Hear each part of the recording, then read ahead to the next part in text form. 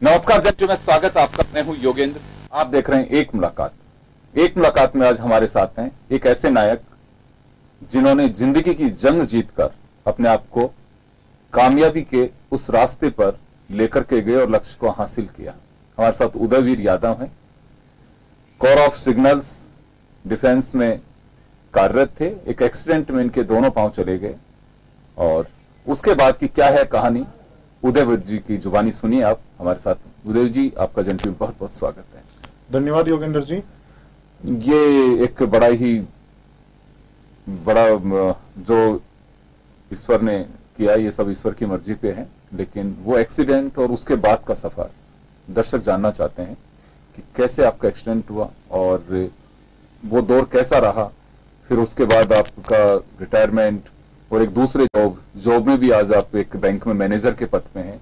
तो क्योंकि मैं ये सवाल करना लाजमी मेरा यूं होगा कि इस वक्त थोड़ी कोई बात होती है, किसी ने कुछ कह दिया, जीवन में नर्वसता आ गई, कोई फांसी लगा लेता है, कोई पॉइजन खा लेता है, कोई ट्रेन के आगे चला जाता है। आखिर क्यों?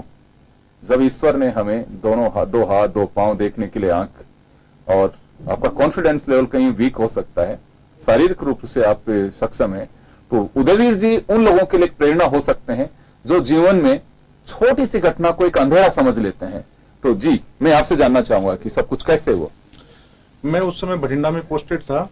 आर्मी की क्लास 5 व्हीकल्स खराब हो जाते हैं, उनको सीओडी में जमा कराना पड़ता है। सीओडी एक डिपो होता है डिफेंस का। तो हम लोग बठिंडा से मालगाड़ी में अपनी जो क्लास 5 व्हीकल्स हैं वो लेकर के दिल्ली के लिए रवाना हुए। तो 3-4 दिन तक वो मालगाड़ी में कई जगह रुकती हुई आई, अंबाला, करनाल वगैरह, और लास्ट में वो तुगलकाबाद रेलवे स्टेशन पे आके रुक गई गाड़ी। तुगलकाबाद में क्या हुआ कि हमारे जो मेरे साथ जो जेसीओ थे, सूबेदार साहब थे, उन्होंने कहा कि मैं स्टेशन मास्टर से पता करके आता हूं, क्योंकि अब अपन डेस्टिनेशन पे पहुंचने वाले हैं। तुगलकाबाद से हमको दिल्ली कैंट जाना था सीओडी में। तो लेकिन क्या हुआ कि वो हमारे जेसीओ साहब तो चले गए स्टेशन मास्टर के पास में, मैं अपने व्हीकल्स के पास में मालगाड़ी में बैठा हुआ था ओपन वैगन में। तो रेलवे वालों ने बिना इन्फॉर्म किए शंटिंग कर दिया। शंटिंग जब किया तो मेरे को पता नहीं था कि वो हमारे जो वैगन है उसकी शंटिंग कर रहे हैं। तो जैसे ही उन्होंने शंटिंग किया, शंटिंग करते ही क्या, मेरे को जोर का झटका लगा, और जोर का झटका लगा तो मेरा बैलेंस बिगड़ गया और मैं उसके जो रेलवे का ट्रैक है उसके बीच में गिर गया। रेलवे के ट्रैक में गिरने के बाद में जो मेरे दोनों पैर के ऊपर से ये मालगाड़ी का पहिया निकल गया और मैं बिल्कुल शांत उसके रेलवे ट्रैक के बीच में पड़ा रहा। तो जैसे ही हमारे जेसी साहब को पता चला कि कोई ट्रेन से नीचे गिर गया तो भागते हुए आए और उन्होंने मेरे को देखा, बोला यादव ये क्या हो गया, आपका तो एक्सीडेंट हो गया है। तो उन्होंने मेरे को उस टाइम नहीं बताया कि आपका ये बहुत ही मेजर एक्सीडेंट है। उन्होंने कहा कि एक छोटी सी चोट लगी है और हम आपको अभी मिलिट्री हॉस्पिटल ले चलते हैं, बेस हॉस्पिटल दिल्ली कैंट।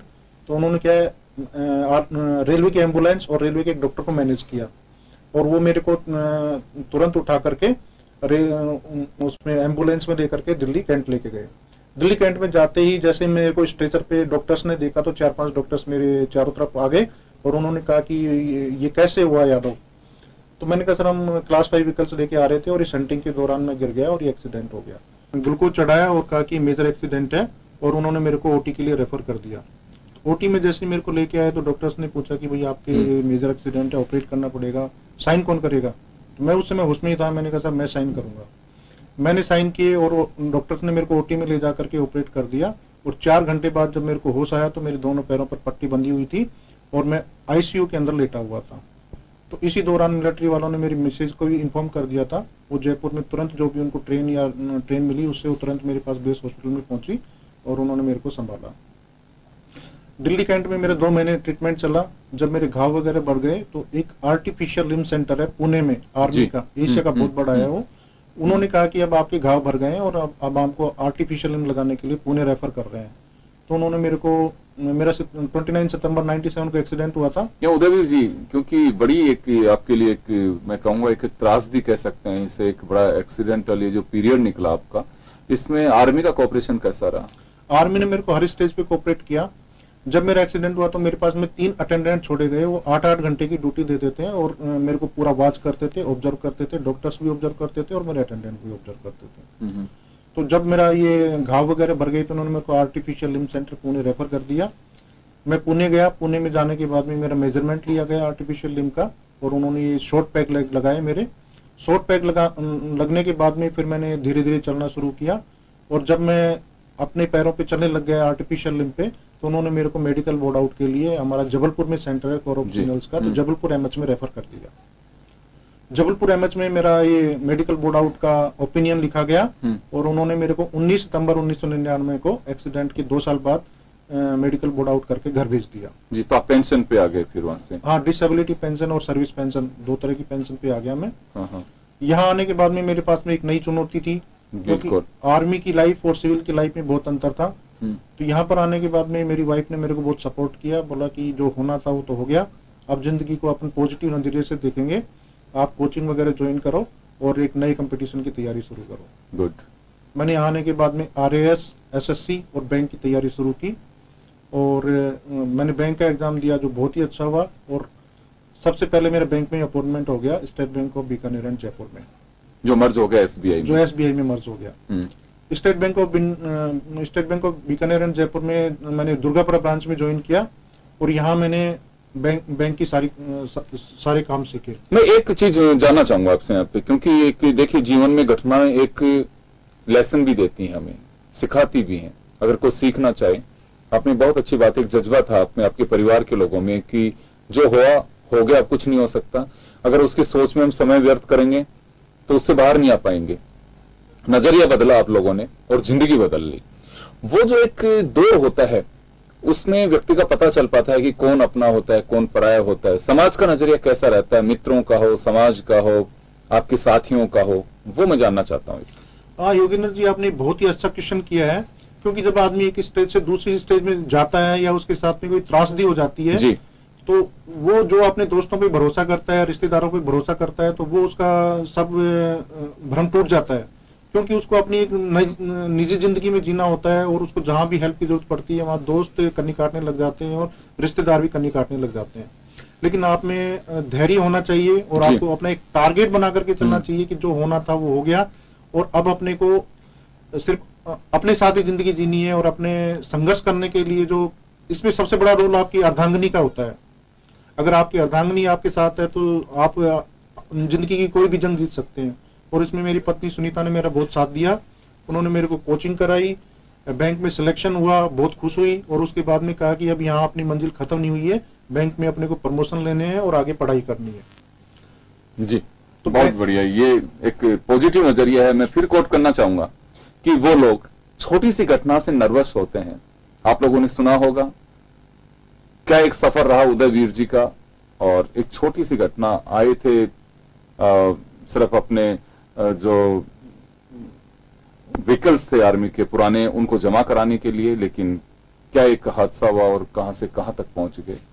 तो ये बड़ी चैलेंजिंग इनके सामने एक जीवन बचाने की, सबसे पहले तो जीवन बचाने एक बड़ी चुनौती थी कि अब क्या होगा, लेकिन परिवार जब खड़ा होता है, आपका खुद का कॉन्फिडेंस, सबसे बड़ी बात होती है कि आपका कॉन्फिडेंस लेवल क्या है, आप खुद पे कितना भरोसा है कि किसी भी परिस्थिति को हम जीतने का जज्बा जो अगर आप में है तो आप जीत सकते हैं।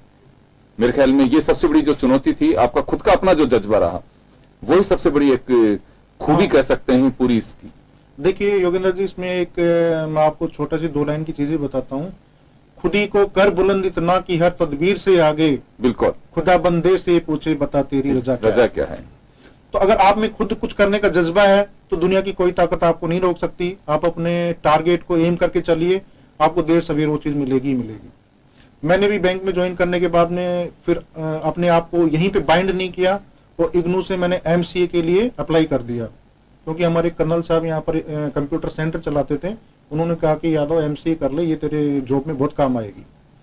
तो मैंने इग्नू से 2009 में MCA कंप्लीट किया। MCA कंप्लीट करते ही मेरा असिस्टेंट मैनेजर के लिए प्रमोशन हो गया। गुड। फिर भी मेरी यहाँ पर प्यास रुकी नहीं। हाँ, क्योंकि आगे फिर मैंने MBA के लिए। उदयवीर जी, मैं रोकूंगा आपको यहाँ पे। तो आपने सफर की शुरुआत कहां से होती है? उदयवीर घटना से पहले एक साधारण नायक के रूप में होंगे, लेकिन एक नायक या हीरो की तरह हम इस वजह से पेश कर रहे हैं क्योंकि वक्त जिसमें कभी मेडिटेशन के लिए, कभी योगा के लिए, कभी काउंसलिंग के लिए समाज में इनकी आवश्यकता पड़ने लग गई है। लेकिन मुझे लगता है कि सबसे बड़ी काउंसलिंग वो लोग होते हैं जिन्होंने जीवन जिया है, उन घटनाओं को जीत करके और अपनी मंजिल तक पहुंच रहे हैं। मुझे लगता है सच्चे हीरो वो हैं। उनसे प्रेरणा लेनी चाहिए। प्यास क्या है उदयवीर जी की जीवन की, अब वो सुनाएंगे आपको एक छोटे से ब्रेक के बाद।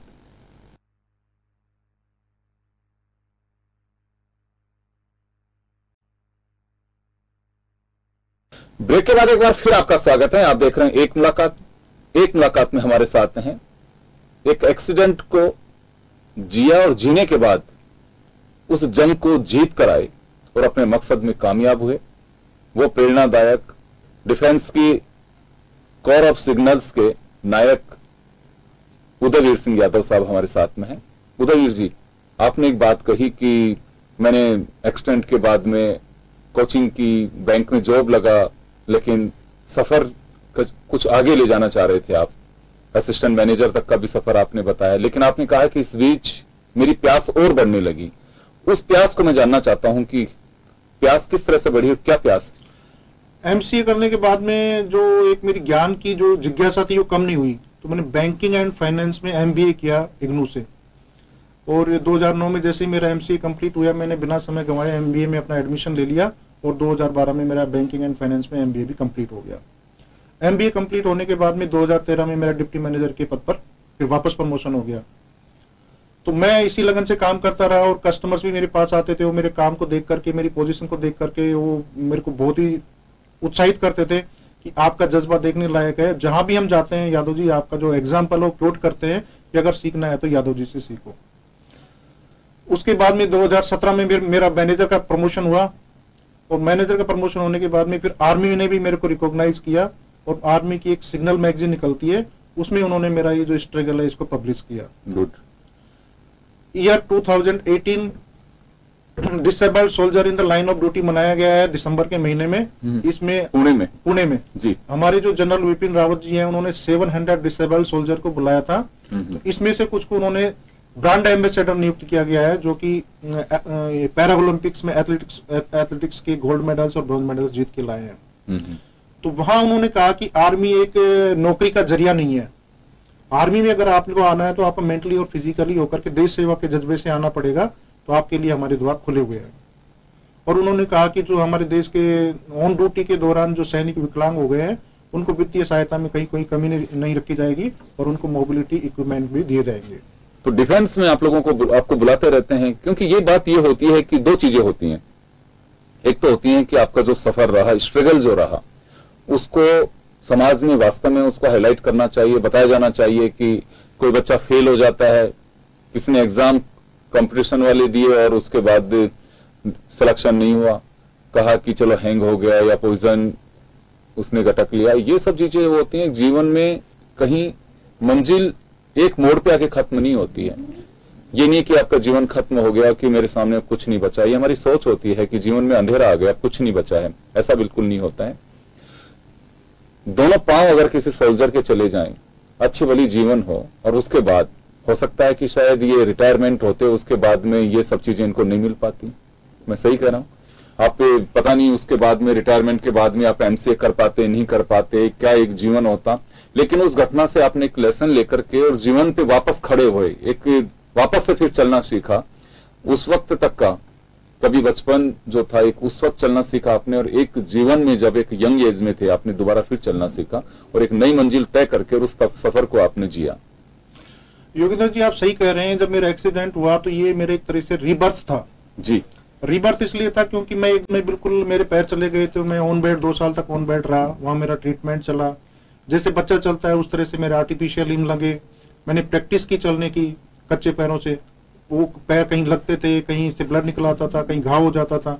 लेकिन वहां पर जो हमारे ट्रेनर थे उन्होंने कहा कि अगर आपको चलना है तो ये आपको घाव तो सहन करने ही पड़ेंगे। और जब वो घाव सेट हो गए, आर्टिफिशियल लिम्ब लग गया, तो छोटे छोटे कदमों से मैंने शुरुआत की और उसके बाद में जब बिल्कुल पैर सेट हो गए तो उसके बाद में मैंने पीछे मुड़ करके नहीं देखा। हमेशा अपनी एक मंजिल को आगे लेकर के चलते रहे। आर्मी की कोर ऑफ सिग्नल्स ने भी मेरे को वो अपने जो एस्टेब्लिश डे है 15 फरवरी को बुलाते हैं जयपुर में, और अभी उन्होंने मेरे को एक एफएम रेडियो पे भी बुलाया था आर्मी वालों ने, और वो भी काफी मोटिवेशनल स्पीच थी मेरी एफएम रेडियो के ऊपर।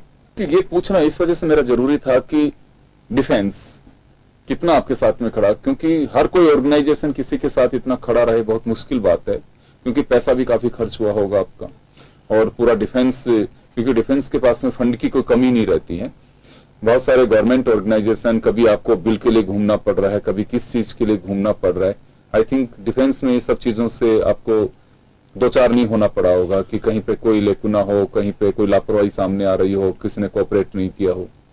जब एक्सीडेंट हुआ तो आर्मी के मिलिट्री हॉस्पिटल्स होते हैं, उन मिलिट्री हॉस्पिटल्स में वो फ्री ऑफ कॉस्ट जो सोल्जर्स होते हैं उनका ट्रीटमेंट करते हैं। आपको इवन तो दवाई भी लेके नहीं आनी पड़ती, उनके बेड्स होते हैं, आपको खाना मिलता है, नाश्ता मिलता है, नर्सिंग स्टाफ होता है, डॉक्टर्स होते हैं। तो ट्रीटमेंट के ड्यूरेशन में कोई भी आपको प्रॉब्लम नहीं आएगी आर्मी के अंदर।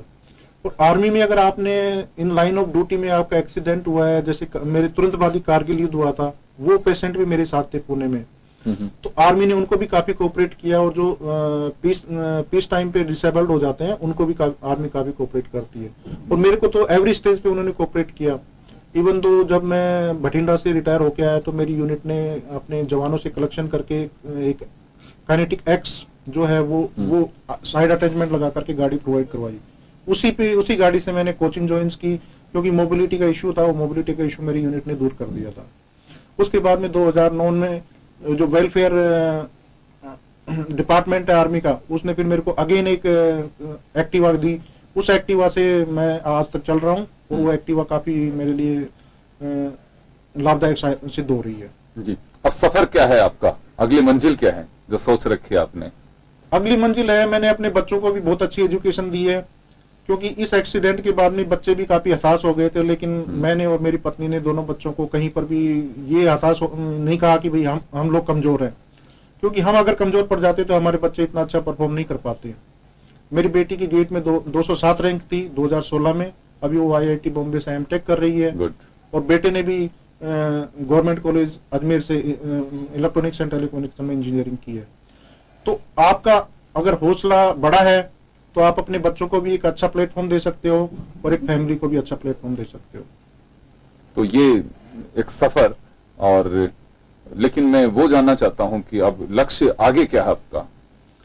अब आगे लक्ष्य है कि 2 साल बाद मेरा एक नेक्स्ट प्रमोशन ड्यू और है, तो मैं उसी पे फोकस कर रहा हूं। अपने जो भी असाइनमेंट्स हैं वो पूरे कर करके नेक्स्ट, मतलब जहां तक मैं जा सकता हूं। मेरी अभी 10 साल की सर्विस बची है बैंक में। प्यास अभी बाकी है? हाँ, प्यास अभी बाकी है, क्योंकि ये तो है। बैंक का कोऑपरेशन किस तरह से रहता है आपके साथ?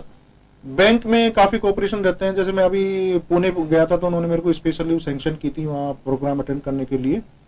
और बैंक में जो मेरे साथी लोग हैं वो भी मेरे को काफी प्रेरणा स्रोत बताते हैं, कहते हैं कि यादव जी आप हमारे बैंकर्स के लिए प्रेरणा स्रोत हो, और आपका जो ये स्ट्रगल है ये देख करके इसमें हमें भी एनर्जी आती है और आपको देख करके काफी हमें ऊर्जावान महसूस करते हैं। जी, समाज में जिस तरह की एक मैंने कहा कि एक व्याधि है, व्याधि इस वजह से कह रहा हूं मैं ये कि छोटी सी बात के लिए लोग नर्वस हो जाते हैं, सुसाइड कोई अटेम्प्ट करता है, कोई कर बैठता है, तो उन लोगों के लिए क्या कहना चाहेंगे आप? देखो, ऊपर वाले ने अगर जिंदगी दी है तो उसका कोई मकसद है जिंदगी देने का। जब मेरा एक्सीडेंट हुआ तो मैंने यही सोचा कि ऊपर वाले ने मेरी जिंदगी बख्शी तो किसी खास मकसद के लिए बख्शी है। तो जो लोग ये सुसाइड करते हैं या जिनके दिमाग में नेगेटिव विचार आते हैं, तो उन चीजों से उनको ऊपर उठना चाहिए। और जिंदगी में अगर आपके पास में 2 दिन अंधेरा रहेगा, 3 दिन अंधेरा रहेगा, लेकिन चौथे दिन तो आपको रोशनी की किरण नजर आएगी ही आएगी। जिंदगी, समय परिवर्तनशील है, जिंदगी भी परिवर्तनशील है, हमेशा आपके साथ में बुरा वक्त नहीं रहता। कैसी भी स्थिति आ जाए, बुरे वक्त के बाद में एक अच्छा वक्त आता है। तो आप उस अच्छे वक्त के लिए इंतजार करें। अगर आपके ऊपर इस समय अगर आप डिप्रेशन में चले गए और आपने कोई गलत कदम उठा लिया तो आपके परिवार के लिए और आपके सोसाइटी के लिए बहुत ही नुकसानदायक होता है। तो उन चीजों से ऊपर उभरने के लिए आपको एक पॉजिटिव थिंकिंग रखनी पड़ेगी अपने। बिल्कुल, पॉजिटिव थिंकिंग है तो आपको सफलता जरूर मिलेगी उसके अंदर। और ये आत्महत्या करना, जहर खाना, ये चीजें नहीं सोचनी चाहिए आदमी को, क्योंकि उनको अपना एक टारगेट निर्धारित करके अपने जीवन, जिंदगी ऊपर वाले ने दी है, जिंदगी भी ऊपर वाले लेगा, लेकिन उसने जब तक जिंदगी दी है उसको खुशी के साथ जियो। अपनी जो आपको जीवन में सफलता हासिल करनी है उसके लिए आप प्रयास करो। जी, कभी ऐसा कोई वाकया आपने सहन किया है कि लोगों का नजरिया बदलता देखा हो? कई मौकों पर मैंने लोगों का नजरिया बदलते देखा है। जब मेरा एक्सीडेंट होके आया था उस समय नजरिया और था, जब मेरी बैंक में जॉब लगी उस समय नजरिया और था, जब मैंने हायर एजुकेशन प्राप्त की उस समय नजरिया और चेंज हुआ। अब मैं मैनेजर के पोस्ट पे हूं, तो अब मैं ये मेरी हैंडीकैप से एक यूटिलिटी में चेंज हो गई है। तो लोग इस यूटिलिटी को ज्यादा देखते हैं इन रेस्पेक्ट ऑफ हैंडीकैप्सी। तो मतलब ये कह सकते हैं कि एक नजरिया इंसान का, अच्छे लोग भी होते हैं लेकिन ऐसे भी होते हैं कि अवसरवादी होते हैं, कुछ लालची टाइप होते हैं जो ये देखते हैं कि चलिए मेरा काम निकला, अब इनका काम मुझसे पड़ने वाला है तो साइड हो जाएंगे। ये एक दोहरे रवैये के लोगों से भी कई बार आपको हाँ, ये जिंदगी में कई बार लोगों से ऐसा मुलाकात भी हुई और लोगों को समझा भी, लेकिन सारे लोग ऐसे नहीं होते, कुछ लोग अच्छे भी होते हैं। ये एक जो पीरियड रहा आपका, टाइम पास का कुछ रहा आपका सोच, क्योंकि आदमी अपने बारे में जब ऐसे पोजीशन में सोचने लगता है तो थोड़ा सा वो परेशान होने लगता है, तो वो एक जो टाइम पीरियड था, तो ये मैं इस वजह से पूछ रहा हूं कि इन सब चीजों से डाइवर्ट होने के लिए करना क्या चाहिए इंसान को? देखो, आपको जो चीज है उससे आप अलग सोचें। मैंने कभी अपनी हैंडीकैप्सी पे ध्यान नहीं दिया। मैंने बुक्स को अपनी फ्रेंड बना लिया, क्योंकि मैं बुक्स पढ़ता गया और फिर मैंने एक्सीडेंट के बाद में एमए भी किया हिस्ट्री में, क्योंकि मैंने कभी एजुकेशन को छोड़ा नहीं है। तो आप एजुकेशन के ऊपर ध्यान देते रहेंगे तो जो आपकी प्रेजेंट पोजीशन है वो आपकी ओवरकम हो जाएगी और आप दूसरी दिशा में अपने आप को मोड़ लेंगे। चलिए उदयवीर जी, एक उदयवीर जी का ये सफर रहा। उदयवीर जी जयपुर के रहने वाले हैं, जयपुर में मानसरोवर में रहते हैं, और जब हमारी इनसे मुलाकात हुई तो हमें भी लगा कि इन्हें हाईलाइट करना चाहिए। और मैं तो ये कहूंगा कि ऑर्गेनाइजेशंस में भी, खासकर जो टीचिंग के लिए जो एक पर्टिकुलर एक एज ग्रुप है, खासकर कोटा जहां उसे एजुकेशन हब के रूप में ऐसे लोगों को ले जाना चाहिए। और हम ये हों, चाहे कुछ दिन पहले एक बच्ची को हमने हाईलाइट किया था, मोटिव और जन टीवी का मकसद सिर्फ एक है कि रियल लाइफ के हीरो हैं जिन्होंने वो जंग जीती है और जिस जंग को जीत करके अपने मुकाम तक पहुंच रहे हैं। हमारे तो जैसे मैंने फिर रिपीट करना चाहूंगा कि शरीर दिया हमें, शरीर के साथ साथ हमें 2 हाथ, आंख, नाक, पांव सब दिए हैं, और उसके बावजूद भी अगर हम एक घटना से विचलित होकर के मौत को गले लगाते हैं तो मुझे लगता है कि हमसे बड़ा कोई कायर नहीं हो सकता। जीवन के उन रियल हीरोज के बारे में जानना बहुत जरूरी है, जानिए वो हमारे लिए प्रेरणादायी हो सकते हैं। जन टीवी की ओर से उदयवीर जी एक बार फिर आपको बहुत बहुत शुभकामनाएं। जीवन आपका बहुत अच्छे से चले, बहुत स्मूथ चले, और रियली आप एक हीरो हैं, लोगों के लिए प्रेरणादायक हैं और प्रेरणा स्रोत बने रहें। बहुत बहुत शुक्रिया आप सभी का। एक मुलाकात में बस इतना ही, दीजिए इजाजत, नमस्कार। नमस्कार।